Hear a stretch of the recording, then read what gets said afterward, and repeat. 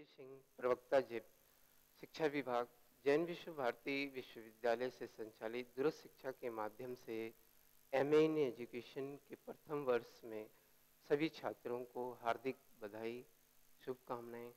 प्रथम पत्र शिक्षा के सिद्धांत। शिक्षा के सिद्धांत ये पेपर 5 यूनिटों में बटा है। पहले यूनिट में शिक्षा के अर्थ, धारणाएं, उसकी प्रक्रिया, उसका स्वरूप, उसके आधार और उसके लक्ष्य एवं उद्देश्य, शिक्षा के कार्यों के संबंध में और परिवार, समाज एवं स्कूल की भूमिका का अध्ययन करेंगे। शिक्षा का अर्थ। शिक्षा का शाब्दिक अर्थ एजुकेशन। अंग्रेजी शब्द एजुकेशन लैटिन भाषा के 3 शब्दों से मिलकर बना है, एडुकेटम, एडुशियर और एडुकेयर। एडुकेटम का अर्थ है शिक्षा का कार्य, एडुशियर का अर्थ है पद प्रदर्शन करना, एडुकेयर का अर्थ है शिक्षित करना। एडुकेटम भी 2 शब्दों से बना है, ई प्लस डिको। ई का अर्थ होता है अंदर से, फ्रॉम विद इन। डिको का अर्थ है आगे बढ़ाना या विकास, लीड फॉर।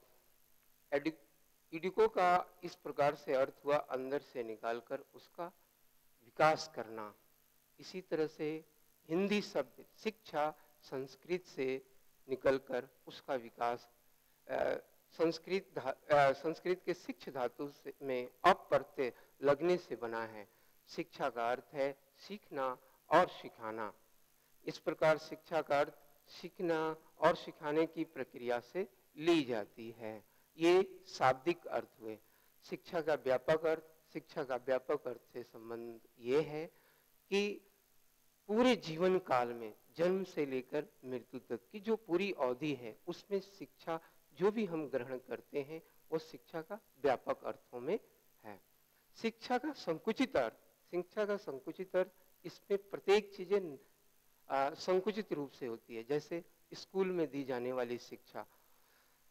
इसी तरह से शिक्षा का विश्लेषणात्मक अर्थ। शिक्षा का विश्लेषणात्मक अर्थ में विभिन्न तरह से शिक्षा शास्त्रियों ने ये कहा कि जो सिर्फ स्कूल में दी जाती है शिक्षा वही सिर्फ नहीं है, साथ ही इन्होंने ये कहा कि जो बच्चे के आंतरिक गुण हैं, जो बच्चे के अंदर शिक्षा के द्वारा जो उनके पूर्ण व्यक्तित्व का निखार आए, संपूर्ण विकास किया जाए, इसको विश्लेषणात्मक अर्थ में लिया गया।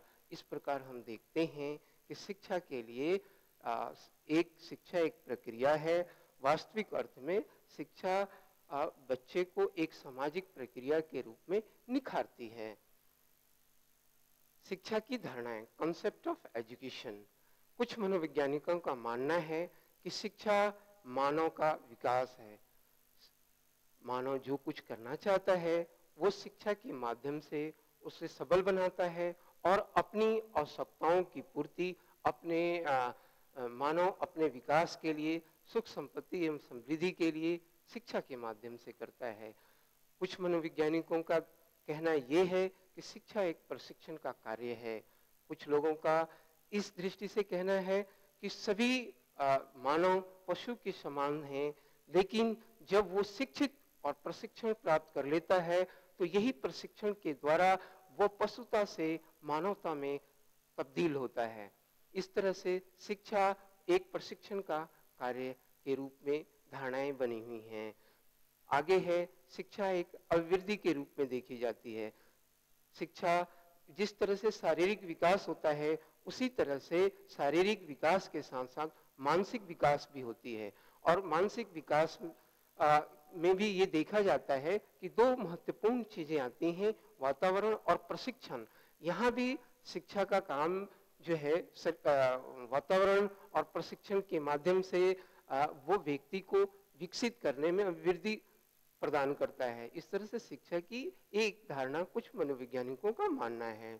चौथा है, शिक्षा को व्यक्ति का सामाजिक स्वरूप प्रदान करती है। अधिकांश मनोवैज्ञानिक और शिक्षा शास्त्री इस बात को विशेष रूप से जोर देते हैं कि शिक्षा का ये जो धारणाएं हैं, जिस समाज में वो रहता है उनके आदर्शों और मूल्यों के हिसाब से वहाँ की शिक्षा निर्धारित होती है और वहाँ के समाज में समाज उपयोगी होती है। इस प्रकार हम देखते हैं कि शिक्षा एक समाज के स्वरूप प्रदान करने के लिए, व्यक्ति को सामंजस्य स्थापित करने के लिए शिक्षा की एक धारणाएं हैं। आगे है 5वां, शिक्षा वातावरण के अनुकूल करने की प्रक्रिया है। कुछ मनोवैज्ञानिकों ने ये कहा कि व्यक्ति जो शिक्षा के माध्यम से प्रत्येक वातावरण में, एक समाज हो या दूसरे समाज में, प्रत्येक वातावरण में जो शिक्षित व्यक्ति है अपने आप को इतना सबल बना लेता है शिक्षा के माध्यम से कि वातावरण में उस वातावरण के अनुकूल ढाल लेता है। इस तरह से शिक्षा की ये एक धारणा प्रचलित हुई है। इस प्रकार शिक्षा की धारणाएं विकसित हुई। आगे है प्रोसेस ऑफ एजुकेशन, शिक्षा की प्रक्रिया। शिक्षा की प्रक्रिया में पहला है द्विमुखी प्रक्रिया। कई शिक्षा शास्त्री हुए हैं जिन्होंने शिक्षा को द्विमुखी प्रक्रिया पर विशेष बल दिया है। सबसे पहले एडम्स एक ऐसे शिक्षा शास्त्री थे, उन्होंने ये कहा कि ये शिक्षा जो है दो ध्रुवीय है, एक पोल पर स्टूडेंट है और दूसरे पर टीचर। टीचर सिखाता है और स्टूडेंट सीखते हैं। फिर रॉस भी एक ऐसे शिक्षा शास्त्री हैं, उन्होंने कहा कि चुंबकत्व के दो ध्रुवों की तरह ये शिक्षा की प्रक्रिया होती है, एक साउथ एक नॉर्थ, एक तरफ शिक्षक होता है और दूसरी तरफ स्टूडेंट होते हैं। इस तरह से द्विमुखी प्रक्रिया की बात हुई। कुछ दिनों के बाद ये शिक्षा शास्त्रियों ने ये महसूस किया कि शिक्षा की ये दो ध्रुवीय प्रक्रिया नहीं बल्कि तीन ध्रुवीय प्रक्रियाएं होती हैं। ये ट्रिपोलर प्रोसेस, उसमें जॉन डेवी प्रमुख रूप से शिक्षा शास्त्री हुए हैं जिन्होंने इस बात पर विशेष जोर दिया कि एक स्टूडेंट और एक टीचर होते ही होते हैं, और ये जो पूरी शिक्षा की एक प्रक्रिया है एक सामाजिक वातावरण में होता है, इसलिए ये एक सामाजिक वातावरण भी महत्वपूर्ण तत्व है जो ये इसीलिए इसे त्रिमुखी प्रक्रिया के रूप में उन्होंने इसको स्थापित किया। आगे कुछ और शिक्षा शास्त्रियों ने इस पर विशेष रूप से बल दिया कि त्रिमुखी ही नहीं बल्कि शिक्षा की जो प्रक्रिया है वो बहुमुखी प्रक्रिया है। टीचर्स स्टूडेंट्स तो है ही हैं सीखने और सिखाने के लिए, लेकिन शिक्षा की प्रक्रिया यही टीचर और स्टूडेंट से नहीं है, इसके अलावा भी अन्य साधन हैं। जैसे शिक्षक छात्र से भी सीखते हैं, छात्र शिक्षक से सीखता तो है ही है, इसके साथ में अलग से साधन हुए, सामाजिक प्रक्रियाएं हुई, सामाजिक प्रोसेस हुए, धार्मिक हुए, सांस्कृतिक हुए, और भी जितने साधन हैं उसके माध्यम से भी शिक्षा प्राप्त होती है। इस तरह से शिक्षा की प्रक्रिया बहुमुखी प्रक्रिया के रूप में भी जाना गया। शिक्षा के स्वरूप, form of education. Form of education के लिए कई शिक्षा शास्त्रियों ने अपने अपने हिसाब से इसके बांटा है। सबसे पहला है औपचारिक शिक्षा, अनौपचारिक शिक्षा और निरौपचारिक शिक्षा। इसके तहत उन्होंने औपचारिक शिक्षा के में ये रखा गया कि जो स्कूल के माध्यम से औपचारिक शिक्षा जो सिर्फ औपचारिकता है, सारी चीजें आपको पहले से निर्धारित होती है, आपका पाठ्यक्रम, आपके टीचर, आपके कोर्स, और ये सारी चीजें औपचारिक रूप से एक नियमबद्ध तरीके से दी जाती हैं। आगे है अनौपचारिक शिक्षा, जिसे हम इनफॉर्मल के नाम से भी जानते हैं।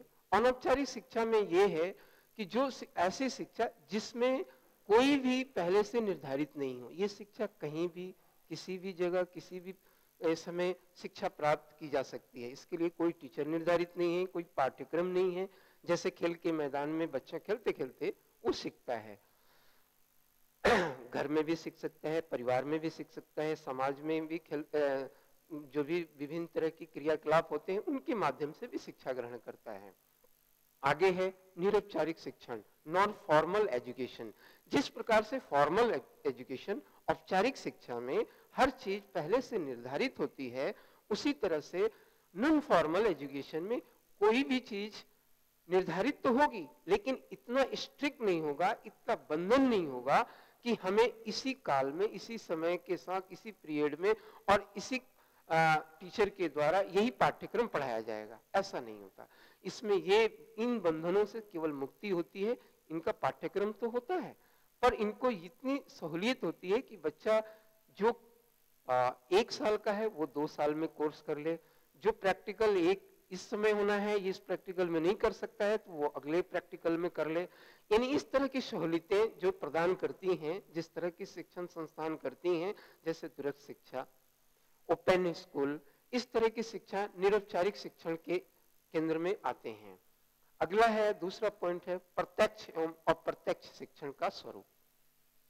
प्रत्यक्ष शिक्षा में व्यक्ति डायरेक्ट रूप में होता है, यानी टीचर स्टूडेंट आमने सामने होते हैं, शिक्षण ग्रहण करने की प्रक्रिया चलती है। इसमें बच्चे के हिसाब से रुचि, योग्यता एवं उसकी क्षमता के हिसाब से देखकर उसकी एजुकेशन प्रोसेस सारी निर्भर करती हैं। अप्रत्यक्ष शिक्षा वो शिक्षा होती है जो सामने में तो वो नहीं दिखे, लेकिन जो शिक्षा हम देना चाहते हैं वो एक व्यवहारिक रूप में सामने प्रस्तुत करके भी देख सकते हैं। जैसे यदि हमें बच्चे को टाइम की पंक्चुअलिटी को दिखानी है तो उसमें जो स्वयं भी टाइम की पंक्चुअलिटी से हमेशा आना पड़ेगा। और इस तरह से बच्चे को तो हम ये शिक्षा नहीं दे रहे हैं डायरेक्ट कि आपको ऐसे करना है, लेकिन बच्चा वो स्वयं देखता है और कहता है कि नहीं, हमारे टीचर टाइम से आते हैं, हमें आना चाहिए। ये हुआ एक अप्रत्यक्ष शिक्षा के रूप में। आगे है व्यक्तिगत एवं सामूहिक शिक्षा। व्यक्तिगत शिक्षा वो होती है जिसमें व्यक्तिगत रूप से दी जाती है, जिसमें आपको पहले प्राचीन समय में एक बच्चे को ध्यान में रख करके उसके चाइल्ड लर्नर सेंटर के हिसाब से उस बच्चे को देखते हुए उसके हिसाब से उसको शिक्षा दी जाए। दूसरा होता है सामूहिक शिक्षा। सामूहिक शिक्षा में होता है, इसमें एक ही तरह के कई बच्चे शामिल होते हैं। जैसे आजकल सामूहिक शिक्षा ही क्लासरूम की प्रचलित है। शिक्षा का जो स्वरूप है वो सामूहिक रूप से जो क्लास में चल रही है वो सामूहिक शिक्षा के रूप में है। अगला है सामान्य एवं विशिष्ट शिक्षा, जनरल एजुकेशन। जैसे 10th क्लास तक जनरल एजुकेशन सभी बच्चों को साइंस और आर्ट्स और लैंग्वेज तीनों की एक सामान्य शिक्षा दी जाती है। उसके बाद में एक डिवीजन होता है आर्ट्स और साइंस और कॉमर्स। उसी तरह से आर्ट्स में भी एक सामान्य रूप से सामान्य ज्ञान के लिए आपके आर्ट्स में भी बीए, एमए, इंटरमीडिएट के कोर्स कराए जाते हैं। उसी तरह से ये सारे सामान्य हैं जो ट्रेडिशनल चले आए हैं। लेकिन कुछ ऐसी शिक्षा हैं विशिष्ट शिक्षा। विशिष्ट शिक्षा में आपको विशिष्ट उद्देश्यों के लिए होता है, जो 10th क्लास के बाद उसके लिए अलग से शिक्षा प्रोवाइड की जाती है। जैसे इंजीनियरिंग के लिए, मेडिकल के लिए, इस तरह की शिक्षा विशिष्ट शिक्षा के संदर्भ में आती है। ये भी एक शिक्षा के स्वरूप अलग से माना गया है। अगला है सकारात्मक एवं नकारात्मक शिक्षा, पॉजिटिव एंड नेगेटिव एजुकेशन। शिक्षा के इस स्वरूप में, सकारात्मक स्वरूप में वो होता है जो टीचर अपने अनुभवों से, जो सनातन सत्य के रूप में है, जिसको वैज्ञानिक तथ्य के रूप में है, बच्चे को उपदेश देकर के उसे सीधे रूप में बता देता है और बच्चे को इसे अनुभव करने की आवश्यकता नहीं होती। जो आदर्श मूल्यों एवं समाज के जो हैं उनको वो डायरेक्ट बच्चे को सकारात्मक रूप से सिखाता है, व्यवहार के आचरण में प्रशिक्षित करता है। नकारात्मक शिक्षा के स्वरूप में वो चीजें होती हैं जो बच्चे को स्वयं के अनुभव करने पड़ते हैं। इसमें बच्चा जो है स्वयं अनुभव करता है, बच्चे के अनुभव के आधार पर यह महसूस करता है कि हमें ये करना चाहिए, हमें ये नहीं करना चाहिए। इस नकारात्मक शिक्षा में शिक्षक की ये रोल है कि वो उस बच्चे को एक सिर्फ मार्गदर्शन करे, उससे बच्चे को अनुभव लेने में सहायता करे कि ताकि पहले से बच्चे का तो उस विषय में अनुभव नहीं है, उसको सिर्फ गाइडलाइंस के हिसाब से संबंधित करे। इस प्रकार हम देखते हैं कि शिक्षा के स्वरूप उपयुक्त हुए। अब है अगला है शिक्षा के आधार, बेसिस ऑफ एजुकेशन। शिक्षा के आधार के रूप में भी शिक्षा शास्त्रियों ने अनेक रूपों में माना है। पहला है दार्शनिक आधार। दर्शन हमेशा किसी स्थान, किसी जाति, किसी धर्म, किसी समाज को लोकेट करते हुए होता है।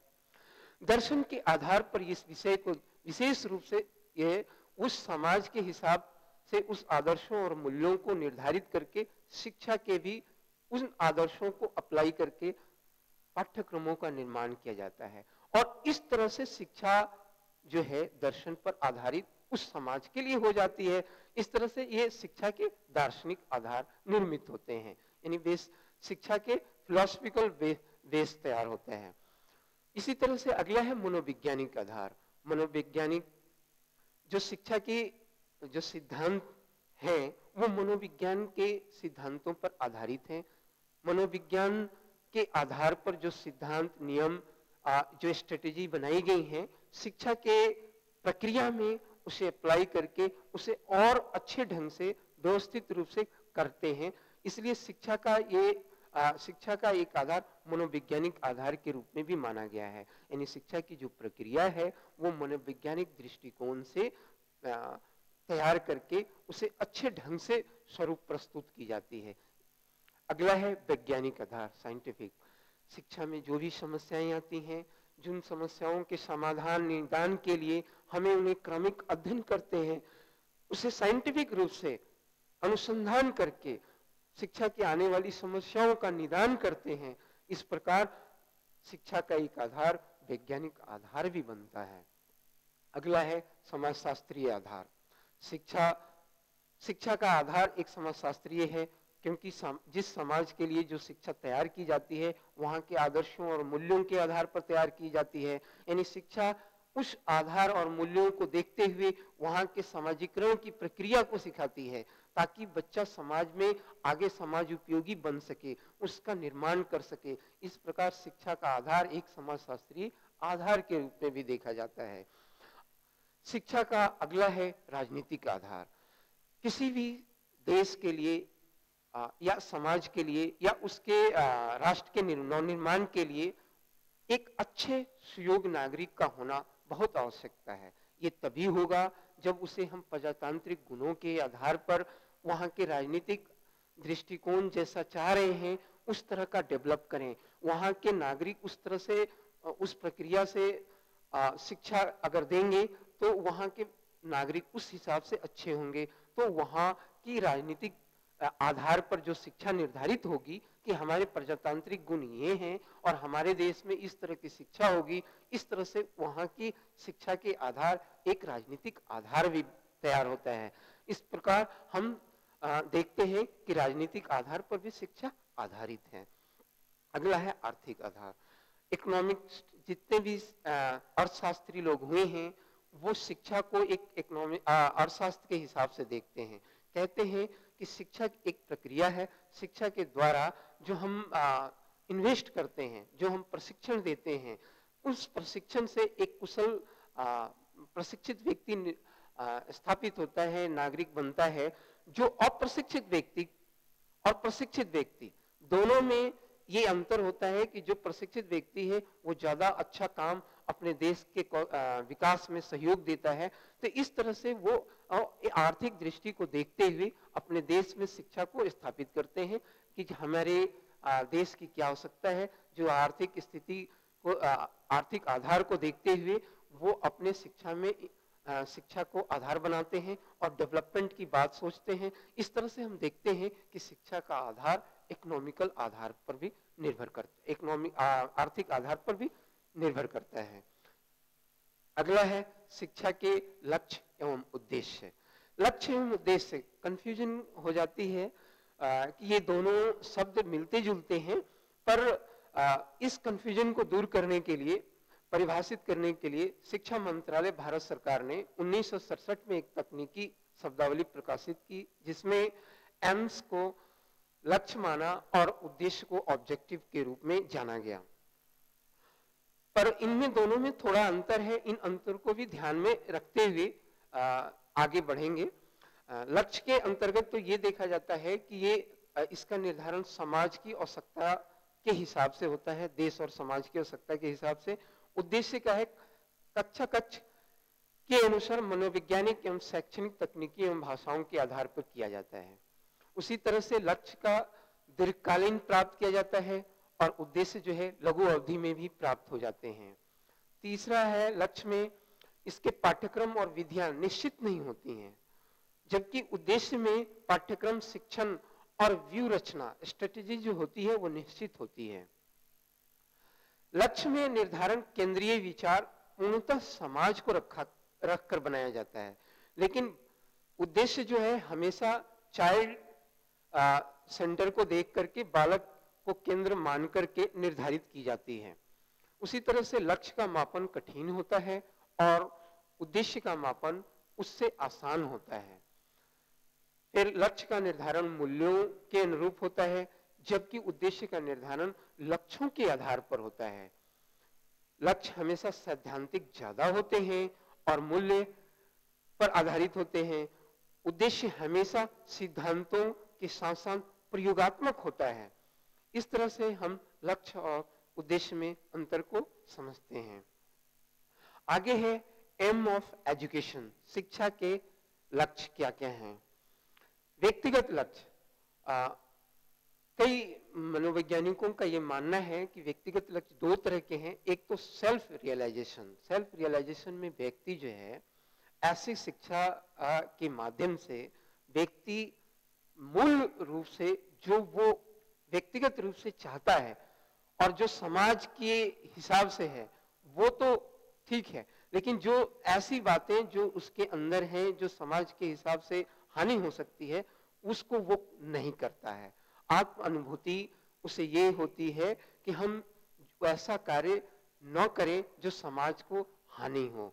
ऐसी शिक्षा, जिस शिक्षा से समाज को समाज के नवनिर्माण में नहीं होती है, उसको आत्म अनुभूति के हिसाब से वो सीखता है कि हमें ये काम नहीं करना चाहिए। आत्म अभिव्यक्ति, आत्म अभिव्यक्ति में ये होता है कि व्यक्ति का विकास तो होता है, इसमें व्यक्ति का स्वतंत्र रूप से विकास होता है, लेकिन इसमें वो बातें भी आ जाती हैं, व्यक्ति चाहे उसके अंदर कोई भी बात एक्सप्रेशन करने के लिए जो वो चाहता है वो करता है, चाहे उससे समाज को हानि ही क्यों ना हो। ये व्यक्तिगत लक्ष्य शिक्षा के हैं। ये शिक्षा के लक्ष्य हालांकि ये प्राचीन काल में ये होते थे, पर आज के युग में ये कम हो गया है, ये प्रचलन कम है, क्योंकि व्यक्तिगत रूप से इस प्रचलित शिक्षा से संघर्ष ज्यादा हो सकता है, इसलिए इससे शिक्षा को कम ही अप्लाई में किए गए हैं। अगला है सामाजिक, सोशल। सामाजिक लक्ष्य ये है कि ये दो भागों में बांटा गया है। एक है उग्र सामाजिक लक्ष्य इस तरह से है कि समाज में कुछ ऐसे शिक्षा का भी प्रचलन है जहां राष्ट्र के नवनिर्माण करना है, कि हमें राष्ट्र के लिए राष्ट्रभक्त की लोगों को बढ़ाना है। तो हम ऐसी शिक्षा प्रणाली, शिक्षा का अर्थ ऐसा रखते हैं, लक्ष्य ये रखते हैं कि हमारे शिक्षा की पॉलिसी में हमें देशभक्ति के लोग जागृत हों। जैसे जर्मनी में नेपोलियन के समय हुआ, उन्होंने मिलिट्री एजुकेशन को कंपलसरी किया, ये एक उग्र रूप से की गई। हालांकि ये एजुकेशन भी हमेशा नहीं इस तरह की एजुकेशन की जाती, लेकिन फिर भी कहीं कहीं ये एजुकेशन है जो सामाजिक रूप को देखते हुए रखी गई है। अगला है उदार रूप से। उदार रूप में हर चीज एक समाज के सुव्यवस्थित ढंग से सदाचार के लिए, सामाजिक मूल्यों के लिए, वैश्विक मूल्यों के आधार पर रखते हुए ऐसी सामाजिक शिक्षा का उद्देश्य, लक्ष्य रखे गए हैं, एम्स रखे जाते हैं और उसी के आधार पर शिक्षा निर्मित की जाती है, शिक्षा के उद्देश्य निर्मित करते हैं। अब इसके अलावा भी अदर एम्स हैं, जैसे ज्ञान का लक्ष्य। आजकल समाज में ज्ञान का विस्फोट है, इतने ज्ञान है, उन ज्ञानों को व्यक्ति तक पहुंचाना ये भी एक शिक्षा का महत्वपूर्ण कार्य है, महत्वपूर्ण लक्ष्य है कि हम किस तरह से उनको प्रदान करें। आगे है शारीरिक विकास का लक्ष्य, एम ऑफ फिजिकल एजुकेशन। शारीरिक विकास, व्यक्ति के शारीरिक विकास के लिए शिक्षा में विशेष रूप से जोर दिया जाता है। शिक्षा में इसके लिए प्रशिक्षण है, शारीरिक प्रशिक्षण की एक कोर्स भी चलती हैं। साथ में प्रत्येक स्कूलों में पीटीआई एवं विभिन्न तरह के खेल के प्रक्रिया को, शारीरिक विकास को देखते हुए रखी जाती है। खेल के मैदान में खेलने के लिए हमेशा एक पीरियड लगाया जाता है।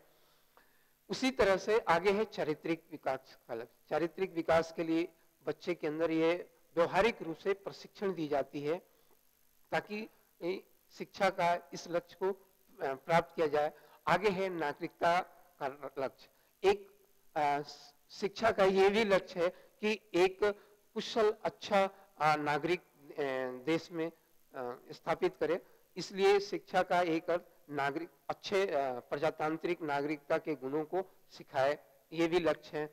आगे है जीविकोपार्जन का लक्ष्य, वोकेशनल एम्स। शिक्षा हमेशा निरर्थक ही नहीं सिखाए, केवल सिद्धांतिक ज्ञान नहीं सिखाए, बल्कि वोकेशनल एजुकेशन भी कराए। इसलिए जीविकोपार्जन वाली चीजें भी सिखाई जाती हैं, शिक्षा के माध्यम से प्रशिक्षित किया जाता है, ये भी एक लक्ष्य है। आगे सांस्कृतिक विकास, कल्चरल डेवलपमेंट में शिक्षा का ये भी एक उद्देश्य है कि शिक्षा जहाँ जिस संस्कृति जिस समाज की वो संस्कृति है उसको हमेशा एक सुरक्षित रखे और आने वाली पीढ़ियों को वो प्रदान कर सके, शिक्षा का ये भी एक लक्ष्य है। इस तरह से सांस्कृतिक विकास के रूप में लक्ष्य देखा जाता है। पूर्ण जीवन का विकास, पूर्ण जीवन के विकास, शिक्षा हमेशा पूर्णता के लिए कराई जाती है। व्यक्ति का पूर्णता विकास कैसे हो, वो सभी चीजों में किस तरह से अच्छा हो सके, उसका जीवन कैसे सफल हो सके, ये शिक्षा का एक लक्ष्य है। व्यक्ति को इसी के लिए विभिन्न तरह के ट्रेनिंग प्रोग्राम कराए जाते हैं शिक्षा के दौरान, ताकि वो पूर्ण जीवन का लक्ष्य प्राप्त कर सके। आगे है function of education. Function of education को 3 भागों में बांटा गया। शिक्षा के जो कार्य हैं, एक तो सामान्य कार्य के रूप में, दूसरा मानव जीवन के कार्य के रूप में, तीसरा राष्ट्रीय जीवन के शिक्षा के कार्य। पहला है सामान्य कार्य। सामान्य कार्य को कई चीजें देखी जाती हैं, कई शिक्षा शास्त्रियों ने इनको अलग अलग से क्लासिफिकेशन किया है। इसमें निम्न प्रकार है। जन्मजात शक्तियों का विकास, बच्चे के अंदर जो भी क्वालिटीज हैं, उन क्वालिटीज, विशेष क्वालिटीज को आगे बढ़ाना, ये एक शिक्षा का प्रमुख कार्य है, जन्मजात शक्ति को विकसित करना। दूसरा है संतुलित व्यक्तित्व का विकास। व्यक्ति के संतुलित व्यक्तित्व का विकास होता है। व्यक्ति के अंतर्मुखी एवं बाहमुखी दोनों व्यक्तित्व को कंट्रोल करना, शिक्षा के माध्यम से ये निर्धारित किया जाए कि उसे कैसे व्यक्तित्व, किस परिस्थिति में किस तरह का व्यक्तित्व निखारना है, कैसे उसे प्रेजेंटेशन करना है। इस तरह एक शिक्षा का ये कार्य है कि व्यक्ति के व्यक्तित्व का विकास करे। अगला है पूर्ण जीवन की तैयारी, एडल्ट जीवन की तैयारी। शिक्षा का मेन उद्देश्य उसके जीवन में आने वाली समस्याओं को निदान, उसके लिए सबल प्रदान करना, उसके सूझबूझ, उसकी सोच तैयार करना, ताकि वो आने वाली पूर्ण जीवन की तैयारी करा सके। शिक्षा का ये एक सामान्य कार्य है। अगला है मूल प्रवृत्तियों का नियंत्रण, पुनः निर्देशन एवं शोधन। इसमें यह है कि व्यक्ति अपने मूल प्रवृत्तियों पर नियंत्रित रखे, ज्यादा उग्र न हो, ज्यादा जोरों से ज्यादा उदार भी नहीं हो, उसमें पुनः निर्देशन की भावना, कौशलता आए, उस व्यक्ति में संशोधन की क्वालिटीज आए, अपने जो काम करे उसमें दिन प्रतिदिन शोधन कार्य कर सके, कौशलता आए। ये काम भी शिक्षा का एक कार्य है कि इस पर वो नियंत्रण, पुनर्निर्देशन और शोधन करा सके। आगे सामान्य कार्य में शिक्षा सांस्कृतिक एवं सभ्यता का संरक्षण। शिक्षा का ये एक सामान्य कार्य है कि शिक्षा जिस समाज, जिस संस्कृति और जिस सभ्यता का है, उस सभ्यता को संरक्षित रखे, वहां के लोगों को, आने वाली पीढ़ियों को वो प्रदान करने के लिए हमेशा शिक्षा के माध्यम से प्रशिक्षित कर सके। ये भी एक सामान्य कार्य है। राजनीति एवं राष्ट्रीय सुरक्षा। राजनीति हमेशा वहां के देश के नागरिकता पर निर्भर करती है, तो ये कार्य है कि एक प्रजातांत्रिक गुणों का विकास शिक्षा के माध्यम से किया जाए, और राष्ट्रीय सुरक्षा भी वो प्रजातांत्रिक गुणों से वहां के जिम्मेदार नागरिक बनते हैं। तो जिम्मेदार नागरिक बनने के लिए शिक्षा के माध्यम से वो राष्ट्र की सुरक्षा कर पाएंगे। ये एक शिक्षा का कार्य है कि एक जिम्मेदार नागरिक बनाए, ताकि राजनीति एवं राष्ट्र की सुरक्षा कर सके। चरित्र का निर्माण एवं नैतिक विकास। चरित्र के निर्माण और नैतिक विकास का कार्य भी शिक्षा का महत्वपूर्ण कार्य है। आजकल देख रहे हैं चरित्र दृष्टि से ह्रास हो रहा है, इस पर विशेष जोर देने की बात है। नैतिक शिक्षा को हम विशेष रूप से आज की मांग के रूप में देख रहे हैं, और शिक्षा ही एक ऐसा माध्यम है जिसके द्वारा नैतिकता का विकास किया जा सके। इस प्रकार शिक्षा का एक सामान्य कार्य चरित्र एवं नैतिक विकास पर जोर देना है। अगला है श्रेष्ठ नागरिकों का निर्माण। अच्छे नागरिकों के निर्माण करने में शिक्षा की महत्वपूर्ण भूमिका होती है। शिक्षा के पाठ्यक्रमों में प्रजातांत्रिक गुणों को समाहित किया जाता है, और उन्हें प्रत्येक पाठ्यक्रमों के हिसाब से प्रत्येक क्लास में एक विषय या अन्य विषय के रूप में थोड़े थोड़े कोर्स में डाल करके एक श्रेष्ठ नागरिक के निर्माण में शिक्षा का एक महत्वपूर्ण कार्य करती है।